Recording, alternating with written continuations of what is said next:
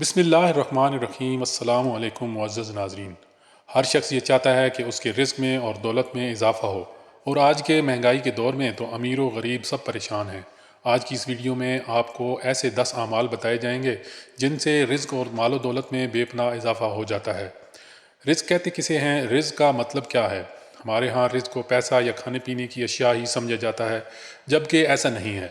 رزق کہتے ہیں عطا کو، یعنی ہر وہ نعمت جو اللہ تعالیٰ کی طرف سے عطا کی گئی ہے وہ رزق کہلاتی ہے۔ جیسے وقت ہے، دولت ہے، کھانے پینے کی اشیاء ہیں، اولاد ہے، عزت ہے، طاقت ہے، اور طرح طرح کی نعمتیں ہیں جس سے انسان فائدہ اٹھا سکتا ہو، وہ سب رزق میں شامل ہیں۔ وہ کون سے ایسے کام ہیں کہ جن کو کرنے سے انسان کے رزق میں اضافہ اور برکت ہوتی ہے؟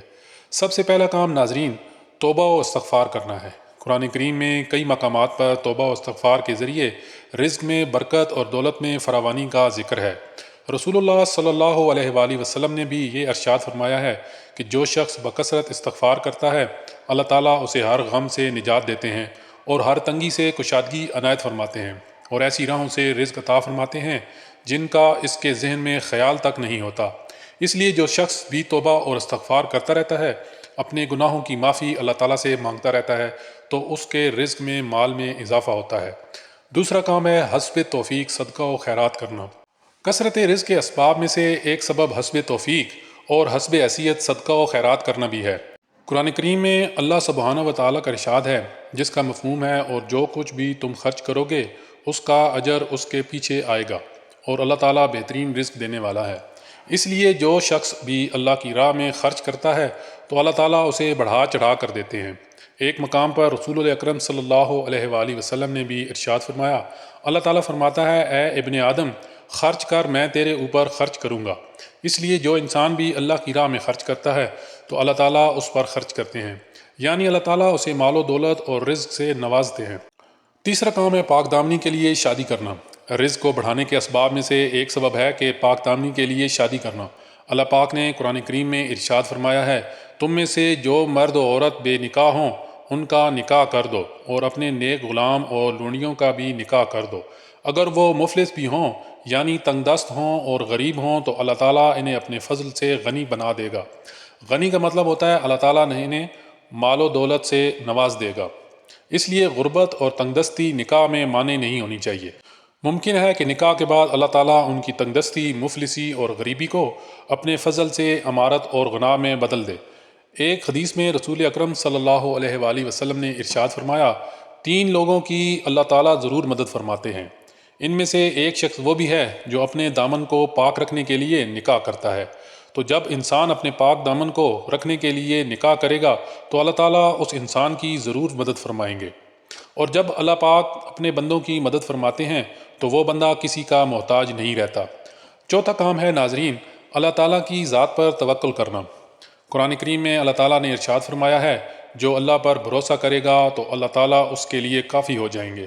اس آیت میں اللہ پاک نے یہ ارشاد فرمایا ہے کہ جو شخص بھی اللہ پر بھروسہ کرتا ہے، توکل کرتا ہے تو اللہ تعالیٰ اس کے لیے کافی ہو جاتے ہیں، یعنی اللہ پاک اس کے ہر کام میں اس کے لیے کافی ہو جائیں گے۔ اور جب اللہ تعالیٰ اپنے بندے کی کفایت کریں گے تو وہ بندہ کبھی کسی کا محتاج نہیں رہے گا۔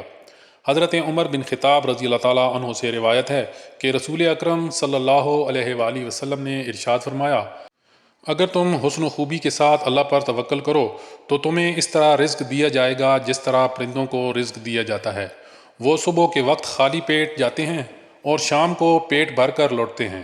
توکل کا ہرگز یہ مقصد نہیں ہوتا کہ انسان اللہ پر توکل کر کے خود گھر بیٹھ جائے اور یہ سمجھے کہ اب مجھے رزق ملے گا۔ ایسا نہیں ہے۔ انسان کو تمام کوششیں نہیں چھوڑنی چاہیے، کمائی کے راستے ترک نہیں کرنے چاہیے، بلکہ ان کو اختیار کرنا چاہیے۔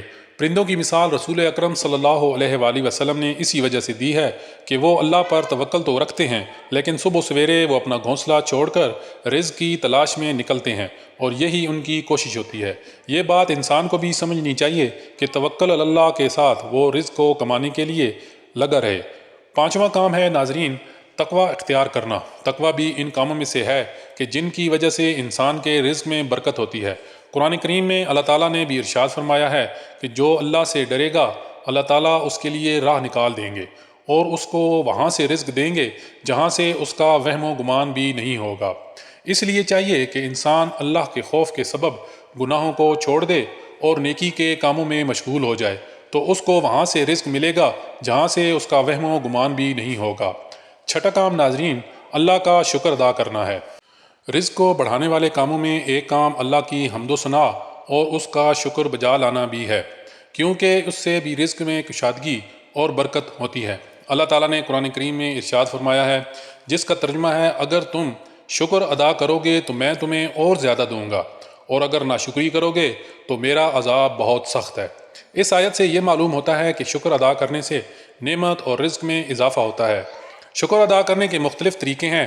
شکر زبان سے بھی ادا کیا جاتا ہے اور اعمال سے بھی کیا جاتا ہے۔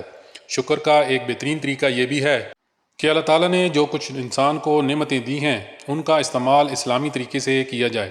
ساتواں کام ہے صلہ رحمی کرنا۔ صلہ رحمی کہتے ہیں کہ رشتہ داروں کے ساتھ حسن سلوک کیا جائے۔ حضرت ابو ہریرہ رضی اللہ تعالیٰ عنہ سے روایت ہے کہ حضور کریم صلی اللہ علیہ وآلہ وسلم نے فرمایا، جسے وسعت رزق یعنی رزق میں کشادگی اور لمبی عمر کی خواہش ہو تو اسے چاہیے کہ وہ رشتہ داروں کے ساتھ اچھا برتاؤ کرے۔ رشتہ داروں سے حسن سلوک کا مفہوم یہ ہے کہ حسب گنجائش رشتہ داروں کے ساتھ خیر خواہی کی جائے اور بھلائی کا معاملہ کیا جائے، اور اگر کچھ غریب رشتہ دار موجود ہوں تو ان کی مدد کی جائے، اور اپنے تمام رشتہ داروں کو شرارت اور فتنوں سے محفوظ رکھا جائے۔ تو جب انسان یہ سب کام اپنے رشتہ داروں کے ساتھ کرنے والا بن جائے گا، یعنی ان کے ساتھ حسن سلوک اور اچھا برتاؤ کرنے والا بن جاتا ہے، تو اللہ تعالیٰ اس کے رزق میں اضافہ کرتے ہیں۔ محترم ناظرین، 8واں کام ہے صبح سویرے رزق کی تلاش میں نکلنا۔ نبی کریم صلی اللہ علیہ وآلہ وسلم نے ارشاد فرمایا، جس کا مفہوم یہ ہے، رزق کی تلاش اور حلال کمائی کے لیے صبح سویرے ہی چلا جائے، کیونکہ اس وقت کاموں میں برکت اور کشادگی ہوتی ہے۔ یعنی صبح سویرے رزق کی تلاش میں نکلنے سے بھی رزق میں برکت پیدا ہوتی ہے۔ اور نبی کریم صلی اللہ علیہ وآلہ وسلم نے اپنی امت کے لیے صبح کے وقت میں برکت کی دعا فرمائی ہے۔ آپ صلی اللہ علیہ وآلہ وسلم نے یہ دعا فرمائی کہ اے اللہ، میری امت کے لیے صبح کے وقت میں برکت عطا فرما۔ تو اس لیے جو لوگ بھی یہ شکایت کرتے ہیں کہ ہم کام تو کرتے ہیں لیکن ہمارا کاروبار میں برکت نہیں، تو وہ صبح سویرے اپنے کاروبار اور اپنے کام کے لیے نکلا کریں، تو انشاءاللہ ان کے کاروباروں میں اور ان کی کمائی میں برکت ہوگی۔ 9واں کام محترم ناظرین، گناہوں کو چھوڑ دینا ہے۔ گناہوں کا انسان کی زندگی پر بہت برا اثر پڑتا ہے۔ حضرت عبداللہ بن عباس رضی اللہ تعالیٰ عنہ نے نیکی اور گناہوں کے بارے میں فرمایا کہ گناہوں کا اثر انسان کے ظاہر اور باطن پر ہوتا ہے۔ فرمایا کہ نیکی سے دل میں نور، چہرے پر خوبصورتی، بدن میں قوت، رزق میں وسعت اور مخلوق کے دلوں میں محبت پیدا ہوتی ہے، جبکہ گناہوں سے دل میں تاریکی، چہرے پر بدصورتی، بدن میں کمزوری، رزق میں تنگی اور دلوں میں نفرت پیدا ہوتی ہے۔ اس لیے انسان اگر یہ بات جانتا ہے کہ کوئی گناہ اپنی زندگی میں کر رہا ہے تو اس گناہ کو چھوڑ دے، کیونکہ اس گناہ کی نحوست ایسی ہے کہ اس کے رزق میں تنگی آ جائے گی۔ 10واں کام محترم ناظرین، لگاتار حج و عمرہ ادا کرنا۔ کثرت رزق کے اسباب میں سے ایک سبب حج و عمرہ کرنا بھی ہے۔ جو شخص صاحب استطاعت ہو، یعنی مال و دولت والا ہو، جو حج و عمرہ آسانی سے کر سکتا ہو، تو اس کو چاہیے کہ وہ عمرہ ادا کرے اور حج ادا کرے۔ جو شخص لگاتار حج و عمرہ کرتا رہتا ہے تو اللہ تعالیٰ اس کے رزق میں اضافہ کرتا ہے اور اس کے رزق کے دروازے کھول دیتا ہے اور اس کے رزق میں برکت عطا فرماتا ہے۔ محترم ناظرین، یہ ہیں وہ 10 کام جن کے کرنے سے اور اپنانے سے رزق میں اضافہ ہوتا ہے۔ تو امید کرتا ہوں آپ کو یہ ویڈیو پسند آئی ہوگی۔ اگر یہ ویڈیو پسند آئی ہو تو کائنڈلی چینل کو سبسکرائب کر کے بیل آئیکن کو پریس کر دیں۔